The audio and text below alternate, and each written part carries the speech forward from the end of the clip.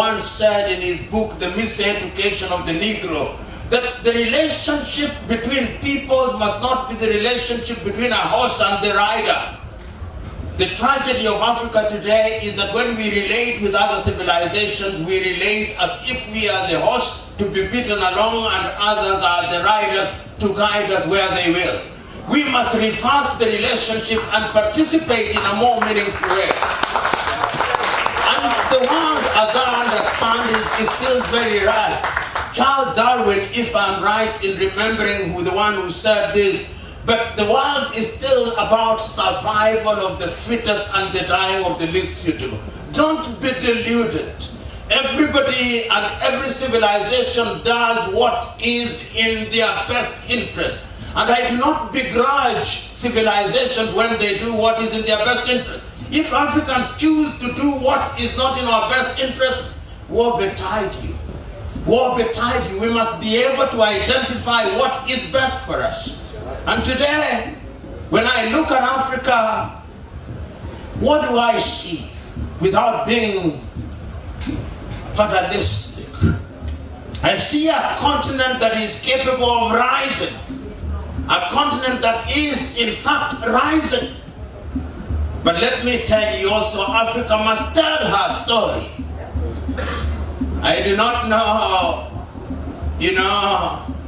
those who do not know Africa, even when they are citing proverbs, they say, this is an African proverb. No, Africa has 3,000 plus nations. But amongst the many African nations, there is a saying that unless the lands have their historians, it is the exploit of the hunter that will be written and talked about, and not the bravery of the lion. Africa must tell her story. You know, you are typical African who has gone to school and who is exposed, that does not sleep for 2 nights when they are interviewed by CNN. And they are quick to say, I was interviewed by the CNN. They don't tell you that CNN will repeat one item of news for 30 times in 24 hours. That they don't tell you. When they are German speakers, they'll say, I've been interviewed by Radio Deutsche Welle. And that is a point of bragging. When they have been interviewed by the French television, they are proud about it. But those media houses were created, among other things, to tell the story of Germany from a German perspective. Yes. CNN to tell the story of America from an American perspective. Al Jazeera to tell the story of the Arabs from an Arab perspective. Where is the media house that tells the story of Africa from an African perspective?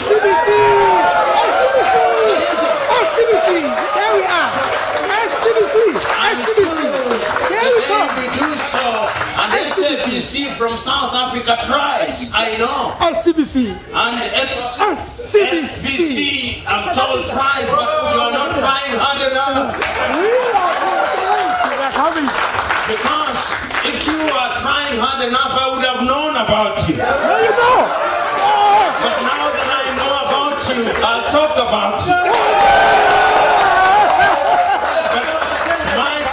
Remains valid that Africa must tell her story. Otherwise, the story that you hear about Africa are how African children are dying, and they are dying in certain areas. Yes. But there are good things they never tell you. That the Ethiopians have recently built an electric train from Djibouti. They never tell you that.